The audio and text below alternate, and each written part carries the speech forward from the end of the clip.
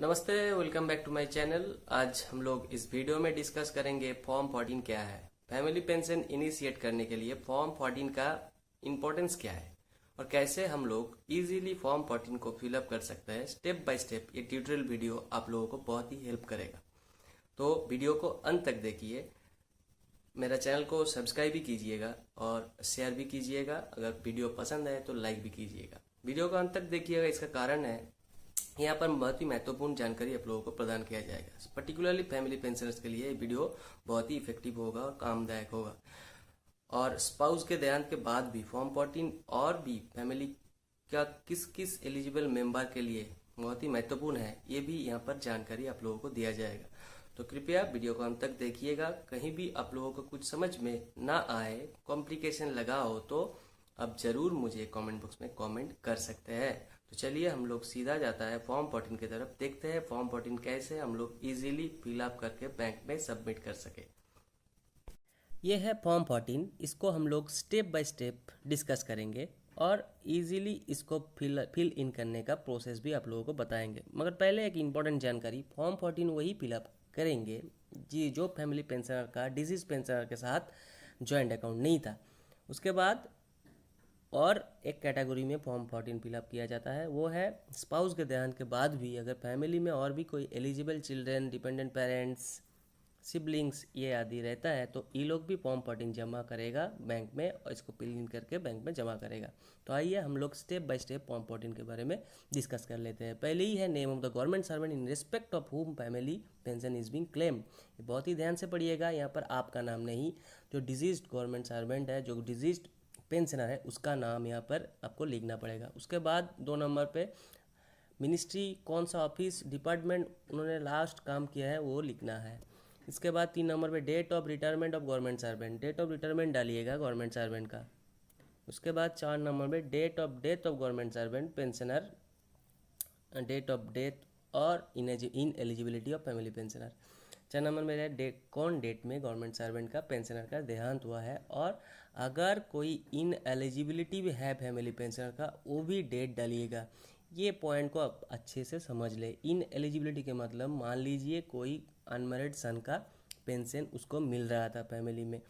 Unmarried सन का condition क्या है, उसको आइदर 25 साल तक पेंशन मिलता है, और उसका अगर शादी ना हो तब भी पेंशन मिलता है, और उसका अगर रोजगार जो मिनिमम फैमिली पेंशन का अमाउंट है उसका इक्विवेलेंट नहीं होता है, तो भी पेंशन मिलना शुरू होता है, पेंशन चालू रहता है। ये तीनों में से कोई भी कंडीशन अगर पहले वो मीट नहीं करता है तो इन एलिजिबल हो जाता है फैमिली पेंशन के लिए।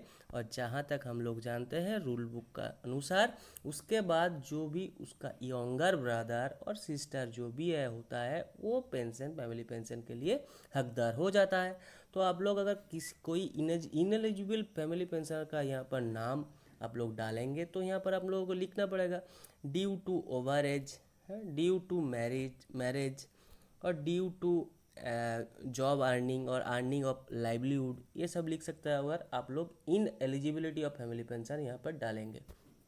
समझ में आया आप लोगों को। उसके बाद 5 नंबर पे जाते हैं PPO number, government servant pensioner family pension. PPO number जरूर डालिएगा, अमूमन 12 डिजिट का पीपीओ नंबर होता है, और वेरियस सेक्टर का वेरियस टाइप का पीपीओ नंबर हो सकता है। उसके बाद 2 नंबर में name and other details of Clement, जो क्लेम कर रहा है, जो फैमिली पेंशन के लिए यहाँ पर अप्लाई कर रहा है, उसका नाम, date of birth, relationship with deceased government servant, postal address, ये डालना पड़ेगा। उसके बाद in case the claimant is minor, मान लीजिए क्लेमेंट छोटा है, माइनर है, 18 से नीचे है और उसके भी नीचे है, तो वहाँ पर एक गार्जियन को यहाँ पर नॉमिनेट किया जाता है। तो उस गार्जियन का यहाँ पर इस 3 नंबर जो टेबल है यहाँ पर उसका डिटेल्स देना है। उसके बाद 4 नंबर पे details of surviving widow, widower, children, dependent parents and disable siblings of the deceased government servant pensioner are enclosed in form 3। Form 3 एक बहुत महत्वपूर्ण चीज़ है जो गवर्नमेंट सर्वेंट अपने रिटायरमेंट से पहले उसका हेड ऑफ ऑफिस को सबमिट करते हैं। फॉर्म 3 में फैमिली का डिटेल्स पूरा रहता है, ठीक है। इसका एक इमेज, एक प्रतिलिपि आप लोगों को दिखाते हैं कि फॉर्म 3 कैसा हो, थोड़ी ही देर में हम दिखाते हैं।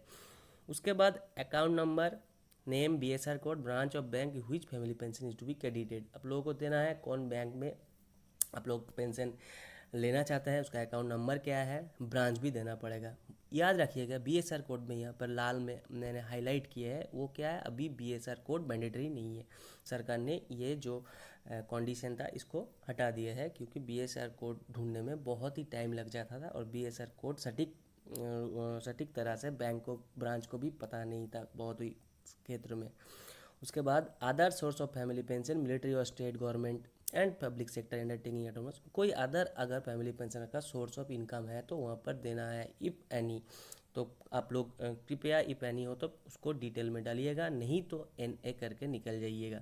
इसके बाद एक डिक्लेरेशन है छोटा सा, I am aware that future को, ये लिखा हुआ है कि हम पूरा फ्यूचर में जो आप लोगों के साथ कोऑपरेट करेंगे और कोई भी फॉल्सीफाई नहीं करेंगे, कोई फॉल्स इन्फॉर्मेशन भी यहाँ पर नहीं डालेंगे। इसके बाद इनक्लोजर आप लोगों को देना है, बाद इसके नेक्स्ट फॉर्म में ही हम लोग इनक्लोजर में आते हैं। यहाँ पर देखिए सिग्नेचर और लेफ्ट थंब इन्फॉर्मेशन आप लोगों को डालना है।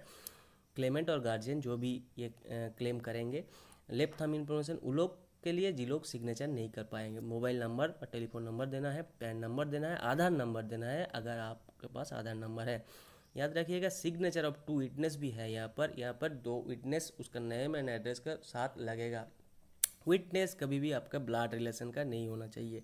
उसके बाद हमने अभी कुछ ही पहले हमने अपने लोगों को बोला कि फॉर्म 14 यहाँ पर हाईलाइट किया गया है, किसको फिलअप करने चाहिए था, वो है जो डिजीज पेंशनर के साथ जिसका जॉइंट अकाउंट नहीं है वही लोग फॉर्म 14 फिलअप कीजिएगा। उसके अलावा भी अगर स्पाउस का और जो फैमिली पेंशन जो फर्स्ट फैमिली पेंशन है उसके देहांत के बाद कोई permanently disable children, sibling, dependent parents और भी एलिजिबल चिल्ड्रेन रह जाता है, unmarried daughter, widowed daughter, divorce daughter रह जाता है, तो वो लोग को भी फॉर्म 14 सबमिट करना है फिलअप करके। चलिए नेक्स्ट पेज में जाता है जहाँ पर इनक्लोजर्स है।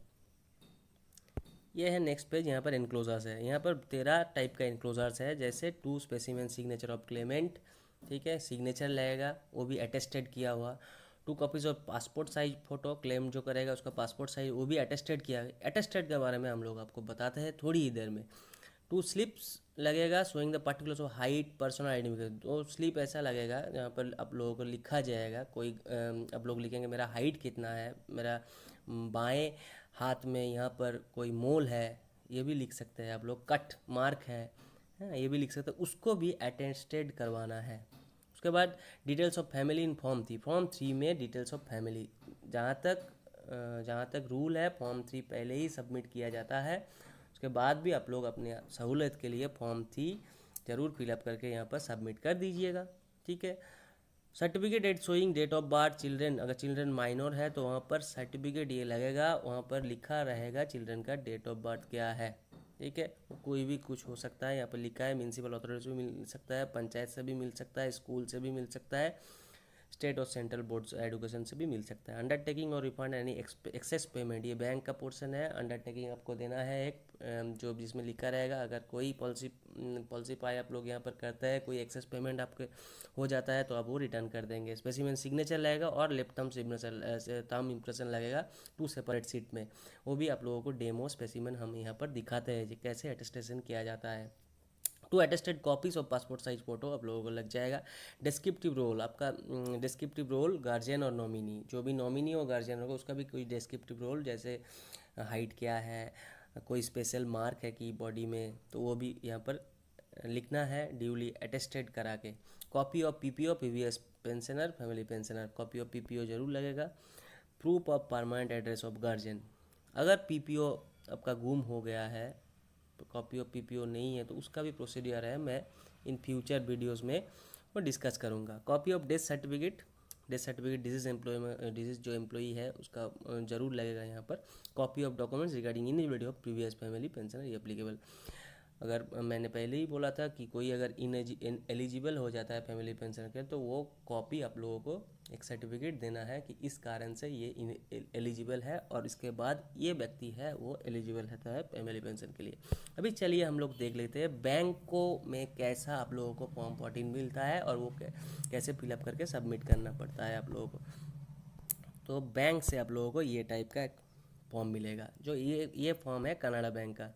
पर्टिकुलरली ये आप लोग जान ले कि जो वेरियस बैंक का अलग अलग टाइप का फॉर्म होता है, मगर कंटेंट एक ही रहता है, क्योंकि कोई भी चेंजेस यहाँ पर गवर्नमेंट ऑफ इंडिया का द्वारा अलाउड नहीं है कि गवर्नमेंट ऑफ इंडिया का फॉर्म है, कोई भी चेंजेस अलाउ नहीं है। ठीक है, तो जैसे हम लोग वहाँ पर डिस्कस किए, यहाँ पर भी ऐसा ही है। हम यहाँ पर रेड कलर से जो सिक्योरिटी पर्पस के लिए नाम डिटेल्स ये सब हटा दिया है, ये सब हाइड कर दिया है। जैसे यहाँ पर देखिए दाहिने तरफ नाम है, ये उडो है, उडो का पेंशन मिलेगा। इसका कोई ऐसा कोई बंदा नहीं है जो गार्जियनशिप के लिए यहाँ पर फॉर्म डालेगा और उसको क्लेमेंट, ऐसा कोई नहीं है जो गार्जियनशिप के लिए यहाँ पर अपना डिटेल्स फिलअप करेगा। उसके बाद उसका नेम और उसका डेट ऑफ बर्थ दिया गया है। अभी फैमिली में कौन कौन है, वो खुद है, उसके बाद उसका एक चिल्ड्रन भी है, उनका एक चिल्ड्रन भी है, तो उसका भी नाम यहाँ पर दिया गया है। नेम ऑफ डिजीज पेंशनर जरूर यहाँ पर लिखा है, जरूर डिजीज पेंशनर का नाम देखिए, पीपीओ नंबर दाहिने तरफ लिखा है, डेट ऑफ डेथ यहाँ पर लिखा है, कौन सा ऑफिस में काम करता था यहाँ पर 6 नंबर पे लिखा है।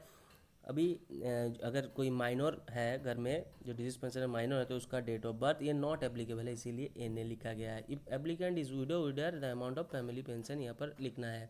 देखिए यहाँ पर 11,280 रुपये लिखा है, ये रिवीजन के बाद अभी चेंज हो गया है, बहुत सारा वजह से रिवीजन होता है, तो इसीलिए आपके पास जो भी लास्ट पेंशन पेमेंट ऑर्डर में आपका नॉर्मल रेट लिखा रहेगा वही आप लोग यहाँ पर लिखिएगा। बाकी काम बैंक करेगा, उसका कैलकुलेशन बैंक करेगा, यहाँ पर आपका फुल एड्रेस दीजिएगा। इसके बाद यहाँ का सेकंड जो पन्ना है वो पर देखिए, यहाँ पर प्लेस ऑफ पेमेंट, और ये बैंक का फॉर्म है इसीलिए यहाँ पर प्लेस हम लोग नहीं लिखेंगे, क्योंकि कनाडा बैंक का ही एक फॉर्म है। उसके बाद सिग्नेचर और लेफ्ट थंब, यहाँ पर सिग्नेचर किया गया है। ये वाला देखिए अटेस्टेड, अटेस्टेड में याद रखिएगा, बहुत सारे आदमी सोचता है attested group A gazetted officer से करवाना है। ये तो बहुत परेशानी का काम है, क्योंकि ग्रुप ए गैजेटेड ऑफिसर को वो लोग अवेलेबल नहीं रहता है, अवेलेबल रहते भी है तो बहुत टाइम लगता है, बहुत कुछ डॉक्यूमेंट्स वो लोग मांग लेते हैं। इसी वजह से सीनियर सिटीजन को भी और पेंशनर्स को भी प्रॉब्लम होता है कि तब हम लोग कैसे अटेस्टेड करवाए। तो अभी यहाँ पर बहुत ही अच्छा से गवर्नमेंट ऑफ इंडिया ने बोल दिया है, ये नहीं है कि आपको ग्रुप ए गैजेटेड ऑफिसर से ही अटेस्टेड करवाना है, उसके बाद भी आप लोग कोई local municipal councillor, chairman, panchayat का कोई मेंबर, कोई रिनोवेड पर्सन, स्कूल हेडमास्टर, ये सब व्यक्ति से आप लोग अटेस्टेड का प्रक्रिया समापन कर सकते हैं। जैसे यहाँ पर देखिए हेडमास्टर, स्कूल ऑफ हेडमास्टर के अटेस्टेड लिया गया है। विटनेस यहाँ 2 है। उसके बाद अलग अलग सेपरेट शीट में आप लोग कैसे स्पेसिमेन सिग्नेचर और फोटो डालेंगे ये भी देख लीजिए। देखिए ये है स्पेसिमेन सिग्नेचर, ये आपको बैंक से मुहैया नहीं किया जाता है, कोई फॉर्मेट इसका नहीं है। अगर होता है तो अच्छा है, मगर जहाँ तक जनरली इसका कोई फॉर्मेट नहीं है। क्या करना पड़ता है, A4 पेपर 2 लीजिएगा, बीच में एक पेंसिल से बॉक्स आप लोग ड्रॉ कर लीजिएगा, वहाँ पर बीच में साइन करवा लीजिएगा फैमिली पेंशनर का। उसके बाद एक येलो मार्क हम टिक दिए है, देखिए बाएं तरफ और दाहिने तरफ 2 अटेस्टेड करवा लीजिएगा। ये गया स्पेसिमेन सिग्नेचर, ये गया स्पेसिमेन फोटो। यहाँ पर एक अटेस्टेड, यहाँ पर एक A4 पेपर फिर से लिया गया है। यहाँ पर देखिए अक्रॉस द फोटो ही साइन करना है, साइन का किसी भी भाग फोटो में रहना चाहिए, और अटेस्टेशन का प्रक्रिया भी फोटो के बीच में ही होना चाहिए।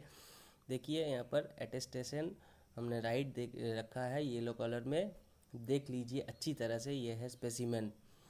अब हम लोग बैक कर जाते हैं और हम लोग अभी जाएंगे सर्टिफिकेट जो आप लोगों को देना पड़ता है। देखिए बैंक में जब जो फॉर्म 14 सबमिट करने जाएंगे तो वहाँ पर कुछ सर्टिफिकेट लगता है, जैसे लाइफ सर्टिफिकेट। लाइफ सर्टिफिकेट लेके आप लोगों को क्या बताना चाहूँगा कि लाइफ सर्टिफिकेट 2 तरह से आप लोग जमा कर सकते हैं। एक तो फिजिकल अपीयरेंस बैंक में होकर, दूसरी तरह से डिजिटल मोड में भी आप लोग कर सकते हैं, जो उमंग ऐप के माध्यम से अपने बायोमेट्रिक देके आप लोग लाइफ सर्टिफिकेट जमा कर सकते हैं। अगर आप लोगों का बायोमेट्रिक मैच नहीं कर रहा है तो आप लोग फिजिकली अपीयर होके और आप लोग किसी बैंक में दरखास्त दे के रिक्वेस्ट करके कोई बैंक ऑफिशियल को घर में भी बुला के लाइफ सर्टिफिकेट सबमिट कर सकता है।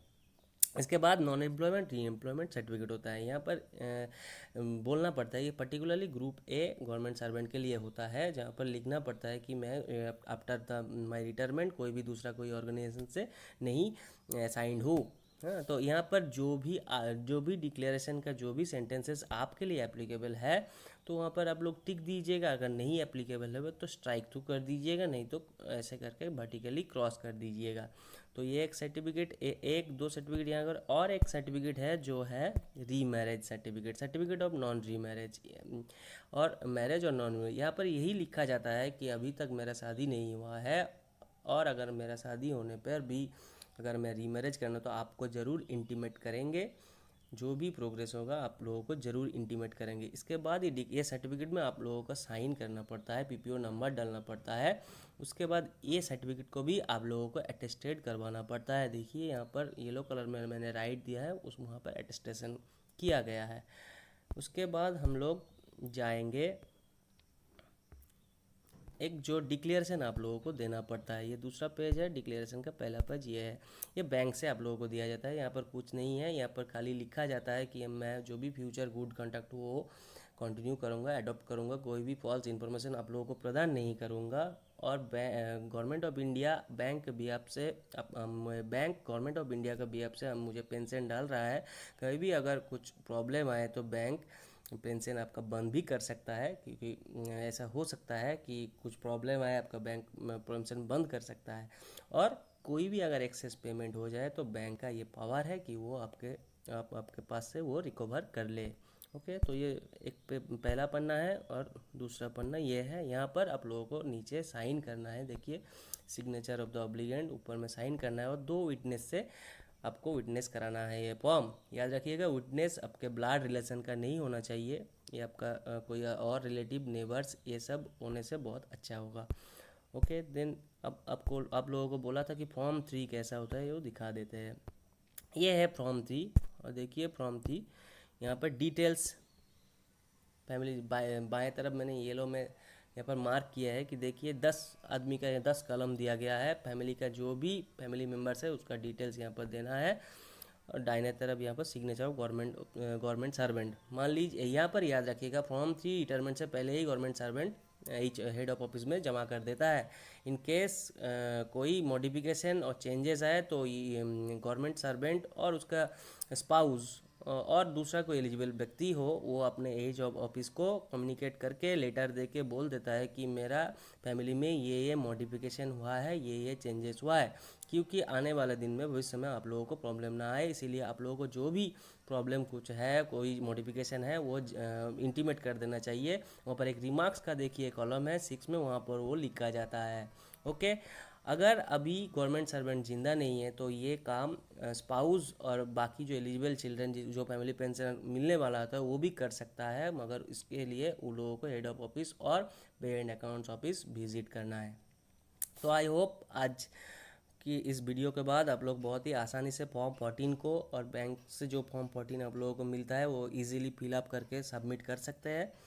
कहीं भी अगर कुछ कॉम्प्लिकेशन आए हैं तो मुझे अवश्य फीडबैक दीजिएगा, मैं कमेंट बॉक्स में आप लोगों को उत्तर दूंगा। इसके बाद भी मैं अपना मेल आईडी दे दूंगा जहां पर आप लोग मुझे मेल कर सकते हैं कोई भी प्रॉब्लम के लिए। याद रखिएगा, ये फॉर्म जब आप लोग सबमिट करेंगे तो अवश्य एक फॉरवर्डिंग लेटर, एक लेटर आप लोग ब्रांच मैनेजर का हो, ट्रेजरी को, पोस्ट ऑफिस को दे दीजिएगा और लिखिएगा वहाँ पर सब्जेक्ट में submission of form 14 and such documents as per your requisition for initiation of my family pension. ऊपर में नीचे में थोड़ा डिस्क्राइब कर दीजिएगा, मेरा सेविंग्स अकाउंट ये है, मेरा हस्बैंड का नाम ये है, ये था जो इतने तारीख को डेथ हुआ था उसका। उसके बाद आपने बोला था कि फॉर्म 14 और ये कागजात आप जमा दीजिए, तो एज पर योर रिक्वेजेशन मैं ये कागज़ जमा दे रहा हूँ, काइंडली मेरा फैमिली पेंशन जल्दी से स्टार्ट कर दीजिए।